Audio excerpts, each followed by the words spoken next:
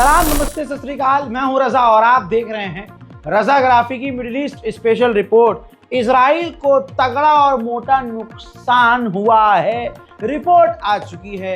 मैंने तो जंग के दौरान ही कहा था आपसे, भैया इजराइल ने गलत पंगा लिया है और अमेरिका ने गलत डिमांड रखी है कि बिना शर्त हथियार ईरान डाल दे। बेटा वो ईरान है, तुम्हारी खाला के बेटे नहीं, क्योंकि तुम अच्छे तरीके से जानते हो कि तुम्हारा खाला का जो छोटा लड़का है वो कमजोर है। ऐसा नहीं है, हो सारा उल्टा गया। लीजिए ब्लूमबर्ग की सीधी रिपोर्ट। ज्यादा समय बर्बाद न करते हुए मेन बात आपको बता रहा हूं। $3 बिलियन का नुकसान ईरान ने मचाया है। इजराइल की तबाही $3 बिलियन की पड़ी है। जी हाँ, रिपोर्ट यह है कि ईरान ने जिन मिसाइलों का इस्तेमाल किया, उन मिसाइलों ने तेल अवीव, हाइफा और कई इलाकों में जो तबाही मचाई है, कुल कीमत उसकी $3 बिलियन या उससे ज़्यादा देखने को पड़ रही है। इजराइल ने तो बोल दिया था कि इतिहास में कभी भी हमारा इतना नुकसान जंग में नहीं हुआ जितना ईरान के हमले में हो रहा है। तो सोचिए, अब ब्लूमबर्ग की रिपोर्ट है, गोदी मीडिया लोहा मान चुका है ईरान का, जो कल तक कमजोर मान रहा था। बताइए फिर जीत किसकी है? इसके अलावा $800 मिलियन के interceptor third air defence system के खत्म हो गए हैं। पूरी दुनिया में अपने बेस पर और अपने साथियों को इस अमेरिका ने थर्ड एयर डिफेंस सिस्टम दिए हैं और उनकी मिसाइल लगभग टोटल जो उसके पास स्टॉक है अमेरिका के पास, उसमें से 20% जो इंटरसेप्टर हैं थर्ड एयर डिफेंस सिस्टम के, खत्म हो गए हैं। एक ईरान से 12 दिन की लड़ाई में सस्ते ड्रोन रोकने के लिए इन लोगों ने थर्ड एयर डिफेंस सिस्टम का पूरा स्टॉक हिलाकर रख दिया। जीत किसकी है फिर? शुरुआत में इजराइल ने छुपाने की कोशिश की, पाबंदी लगाई कि हमारा जो हाल ईरान की कुछ ही मिसाइलों ने किया है, यह तस्वीर दुनिया तक नहीं जानी चाहिए। मैंने तब कहा था कि अभी रोक रहा है, कुछ दिन बाद सामने आएगी। लीजिए सामने आ गई। आहा, ये खूबसूरत मंजर देख लीजिए। अमा पूरा का पूरा अपार्टमेंट उड़ गया, पूरी की पूरी बिल्डिंग, पूरा मोहल्ला। ये गाजा नहीं है, ये इजराइल है। ड्रोन तस्वीर आप देखिए। अमा 60 70 जो माले के मकान हैं, अपार्टमेंट्स हैं, बिल्डिंग्स हैं, वो तबाह हो चुकी हैं। जो विला टाइप में मकान इन्होंने बना रखे थे अलग इलाकों में, कब्जाई हुई ज़मीन पर, फिलिस्तीनियों की ज़मीन पर, मोहतरम हजरात, वहाँ जो मिसाइलों ने तबाही मचाई है वो भी देखिए। एक झलक में लग रहा है कि ये गज़ा है, लेकिन नहीं, आप देख सकते हैं ये इजराइल है। और क्या ही तबाही ईरान की मिसाइलों ने मचाई। ईरान के सुप्रीम लीडर ने जो कहा वो हकीकत है। ट्वीट करके कहा है कि जो ज़ियोनियों की रिजीम है, नेतन्याहू, जंग में आखिर में घुटनों पर आ गए थे ये, और हमने इजराइल को पूरी तरह से कुचल दिया था। हज़रात, ये बिल्कुल सोचने, ये भी सोचिए, मैं आपसे रिक्वेस्ट करूंगा, ये भी सोचिए कि ईरान ने आखिर तक कहा कि हमने अपनी पूरी ताकत तो लगाई नहीं है, सिर्फ 5 से 10% हमने अपनी ताकत लगाई है। तो ये हुआ है।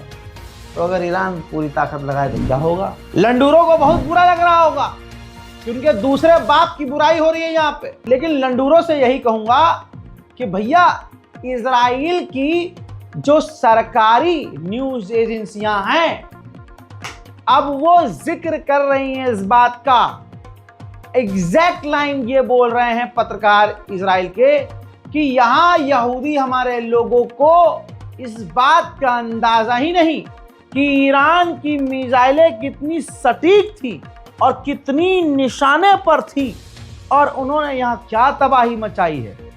सुनिए। כי צריך לומר שיש קצת היבט איראני בדרך בה אנחנו מסקרים את הפגיעות שהיו בנו, לא במכון ויצמן, אבל היו הרבה מאוד פגיעות בבסיסי צה"ל, באתרים אסטרטגיים שאנחנו לא מדווחים עליהם עד היום. ויש לזה סיבה ברורה שכל אחד בבית מבין, אבל בצד הסיבה הברורה הזאת נוצר מצב שאנשים לא מבינים כמה האיראנים דייקו וכמה הם גרמו נזק בהרבה מאוד מקומות. מכון ויצמן, אנחנו פשוט יודעים, יש מקומות רבים שאנחנו לא יודעים. इजराइल के डिफेंस मिनिस्टर ने आदेश जारी किया और कहा कि हमने आईडीएफ से कहा है कि ईरान के खिलाफ प्लानिंग तैयार रखो, क्या करना है, कैसे करना है, सारी प्लानिंग रखो। और एक लूप, मतलब जैसे लेबनान के ऊपर इजराइल हमला करता रहता है रुक रुक के, कहा जा रहा है कि डिफेंस मिनिस्टर इजराइल का यही चाहता है कि ईरान के ऊपर रुक रुक कर हमले होते रहें। और मुझे पता है वो सामने से नहीं करेगा, वो मूसाद के जरिए दोस्तों करवाएगा। इसीलिए मैंने पहले कह दिया है कि ईरान को और सतर्क होने की जरूरत है। ईरान के अंदर की एक बड़ी खबर बता दूं, ईरान के अंदर अल्हम्दुलिल्लाह ईरान को यह काम पहले करना चाहिए था। ईरान के अंदर सख्ती बहुत ज्यादा हो गई है।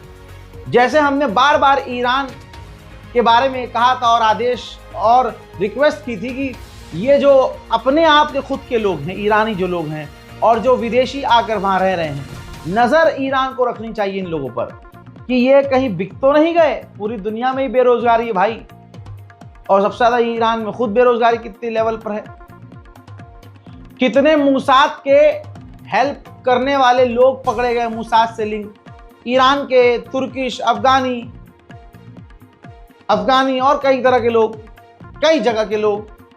फिर उन्होंने इंटरव्यू में क्या कहा, कोर्ट में यही कहा कि भाई हमें लालच दिया गया था, हम गरीब थे, हम बहक गए। अब ईरान सख्ती बरत रहा है।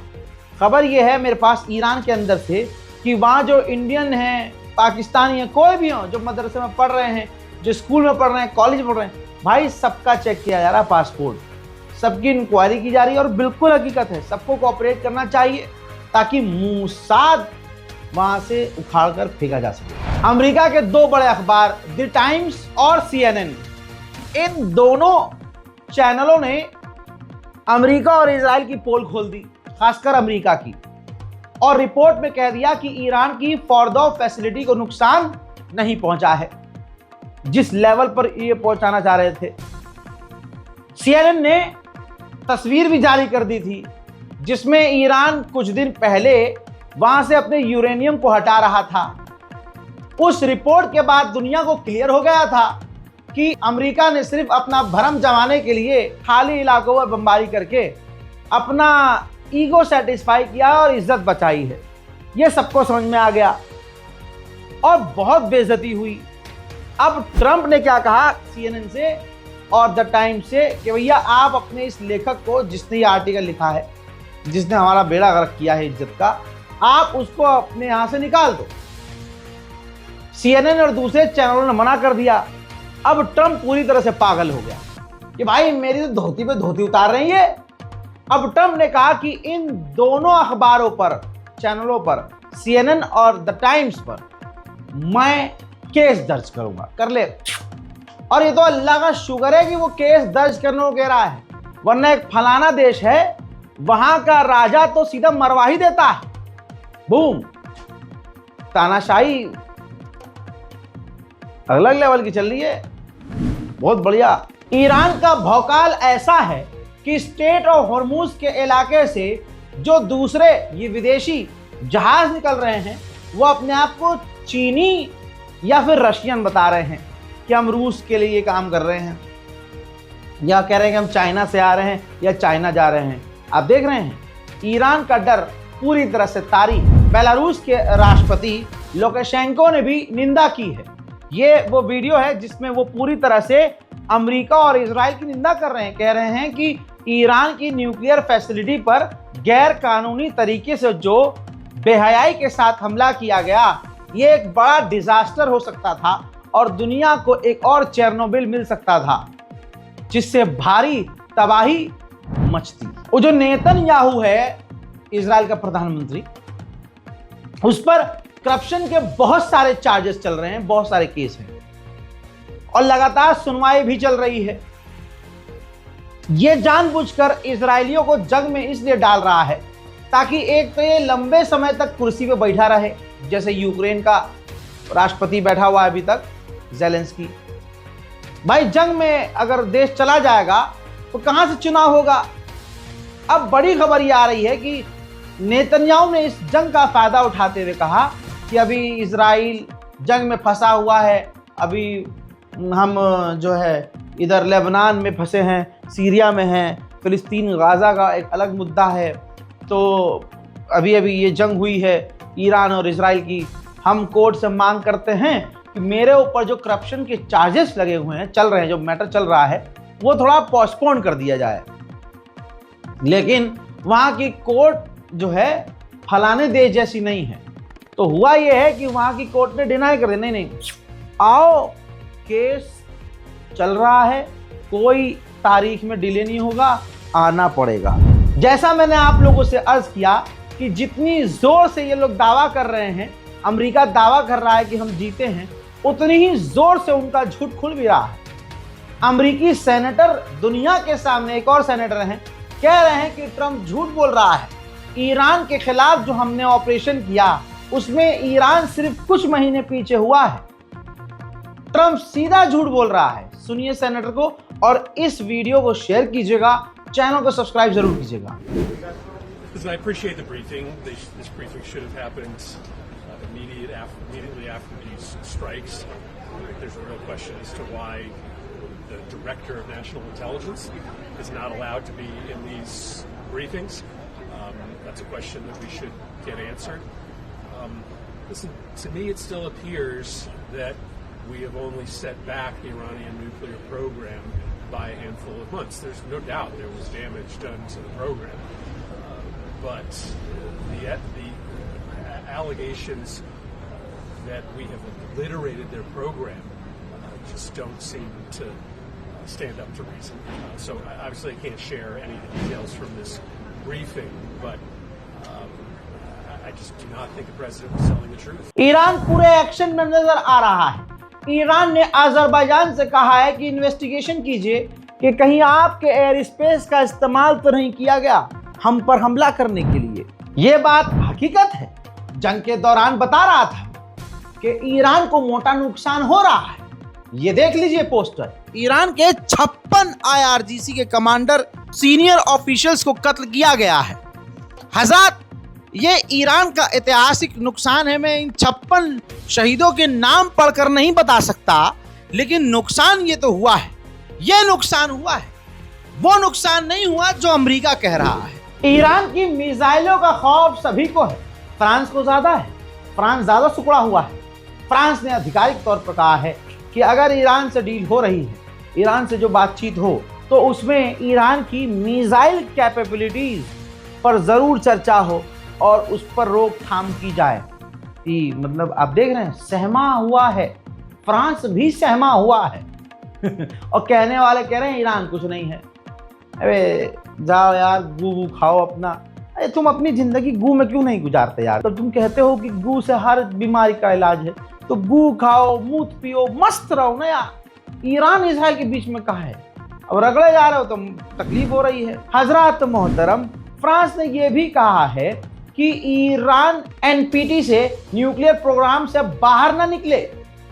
अगर ऐसा ईरान ने किया तो उसके परिणाम बुरे होंगे। मैं फ्रांस को कहना चाहता हूं, मत लो पंगे। अगर ज्यादा कहीं खुजली हो रही है तो ईरान से सीधा जंग में उतर के देखो, बहुत अच्छी तरह से चुम्मा लेगा ईरान तुम्हारा। हज़रात, ईरान का जो इतना नुकसान हुआ भी है वो धोखे की वजह से हुआ है। अमेरिका इजराइल ने ये धोखे से अटैक किया था और इतना सीक्रेट प्लान था। इस ऑपरेशन का नाम था रेड वेडिंग। ये इतना सीक्रेट था कि नेतन्याहू ने अपनी बीवी तक को इस ऑपरेशन की भनक नहीं दी थी। नेतन्याहू के बेटे की शादी थी, तैयारियां जोरों से चल रही थी और हर चीज नॉर्मल लग रही थी। यही प्लान था नेतन्याहू का और ट्रंप का। जब ईरान बात कर रहा था ट्रंप से, और ट्रंप जो बार बार इनिशिएट कर रहे थे कि हम बात करेंगे, यहाँ क्यारों में बात करेंगे, अब हमारी बातचीत बहुत बढ़िया चल रही है, ईरान बहुत बढ़िया बातचीत कर रहा है, ये सिर्फ और सिर्फ ईरान को धोखे में रखने के लिए।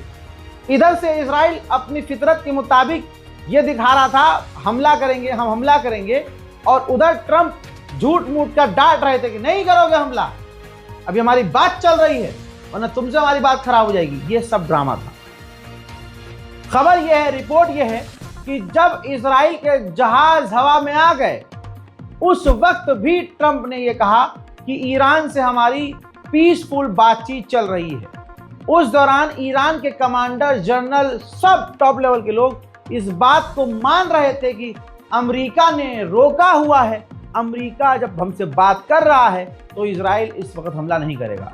वो लोग नॉर्मल जिंदगी गुजार रहे थे, लेकिन अचानक से, क्योंकि ये पूरा ट्रैप था, हमला होता है और ईरान तुरंत संभल नहीं पाता है। लेकिन जब संभलता है तो इजराइल भीख मांगता है कि सीज फायर कर लो, सीज फायर कर लो। अब ऐसे तो इजराइल जीत नहीं पाया, तो वो यूरोप को धमका रहा है, प्रेशर में ले रहा है, रिक्वेस्ट कर रहा है कि ईरान पर पाबंदियों को और बढ़ा। भारत के संजय राउत को कौन नहीं जानता दोस्तों, वो भी हैरान परेशान है। उन्होंने एक ताजा बयान में कहा कि हमें जांच करनी चाहिए कि ईरान के पास इतना जिगरा आ कहां से रहा है, इतनी हिम्मत, इतनी करेज कहां से आ रही है कि ईरान पहला ऐसा देश बन गया जिसने पलटकर अमेरिका पर हमला किया, वार के बदले वार। देखिए, ये पहली बार हुआ है कि किसी देश ने अमेरिका के ऊपर हमला करने का हिम्मत दिखाई, और वो भी अपने डिफेंस के लिए। ये बात तो माननी पड़ेगी, ये बात माननी पड़ेगी। और हिंदुस्तान के जो हमारे विश्वगुरु है और उनके सब साथी है, ये लोगों को भी उनके बारे में रिसर्च, ये छाती, इतनी बड़ी छाती कहां से लाई है वो खामेनी साहब ने, हिम्मत कहां से जुटाते ये लोग लड़ने की, उस बारे में हमारे देश में रिसर्च होना चाहिए। ना ट्रम्प के आगे झुके, ना नेतन्याहू के आगे झुके, ना किसी दबाव में झुके। अपने देश पर जो हमला हुआ उसके लिए वो देश लड़ता रहा और सबको घुटने में लाया। प्रेसिडेंट ट्रम्प ने हमला किया, प्रेसिडेंट ट्रम्प को भी जवाब दिया। उसके लिए इस देश में एक जज्बा चाहिए, हिम्मत चाहिए। हाँ, ये अब सोचने वाली बात है कि 3 दिन में सीज फायर करने वाले अपने आप को फायर समझता है। बॉलीवुड की फिल्मों में सिर्फ दिखाया जाता है कि पुष्पा झुकेगा नहीं, लेकिन असली पुष्पा तो रियल लाइफ में ईरान निकला। लवड़े नेपोटिज्म, भारत वाले जो गंदे नाली के कीड़े हैं, भारत के कुछ जो खाली हिंदू मुसलमान करते हैं, वो इजराइल कर रहे थे। इजराइल बोल नहीं पाते, इजराइल कर रहे थे। वी स्टैंड विद इजराइल के नारेबाज, और इजराइल के पिछवाड़े पर थूकता भी नहीं है।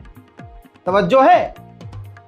अब जब ईरान का लोहा गोदी मीडिया ने मान लिया, तो भाई साहब अब ये रास्ता बदलते हुए नजर आ रहे हैं। अब ये सारे गुफा पुत्र वापस गुफा में जा चुके हैं। हजरात, उधर ईरान जंग पहले भी नहीं चाहता था। ईरान ने अभी भी कह दिया कि भाई हम राजी हैं, अगर सारी फसाद यही है कि हमने यूरेनियम बढ़ा रखा है, तो अब 20% से 60% अपना यूरेनियम जो है, जो बढ़ाया है, वो हम खत्म कर देंगे, कम कर देंगे। लेकिन आप फसाद तो खत्म करो। ईरान बिल्कुल क्लियर है। ईरान ने पहले कहा था कि हम परमाणु नहीं बना रहे हैं, ना हमें परमाणु बनाना है। ये तो बस दोस्तों आप जानते हैं कि इजराइल ने बहाने से ईरान पर हमला किया, लेकिन अच्छा किया हमला किया। अब पता चल गया, अब करके दिखाए किसी के पिछवाड़े में दम है। तो अब मुझे लगता है कि इजराइल करेगा ही नहीं हमला।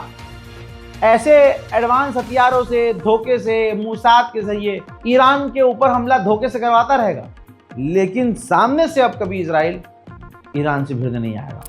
उधर तुर्की ने ईरान का सपोर्ट किया। ये है तुर्की के विदेश मंत्री, जिन्होंने अपने चैनल पर बैठकर साफ कहा कि हाँ, इजराइल ने ईरान की न्यूक्लियर फैसिलिटी को डैमेज किया है, जिसको अब दोबारा इस्तेमाल नहीं किया जा सकता। दूसरी तरफ यह क्लियर हो गया है आज कि इजराइल इतना ताकतवर नहीं है कि वो ईरान की न्यूक्लियर फैसिलिटी को मिटा सके। और ईरान ने जो कुछ भी किया है वो सेल्फ डिफेंस में किया है। ईरान को सेल्फ डिफेंस का पूरा अधिकार है। हजरात, मुझे पूरा यकीन है कि आप हमारे चैनल को सब्सक्राइब जरूर करेंगे और इस रिपोर्ट को ज्यादा से ज्यादा शेयर करेंगे, ताकि उम्मत मुस्लिमा को सही खबर उनके इस बच्चे की ज़बान से मिलती रहे। मैं हूं रजा और आप देख रहे थे रजाग्राफी अनस्क्रिप्टेड। जय हिंद।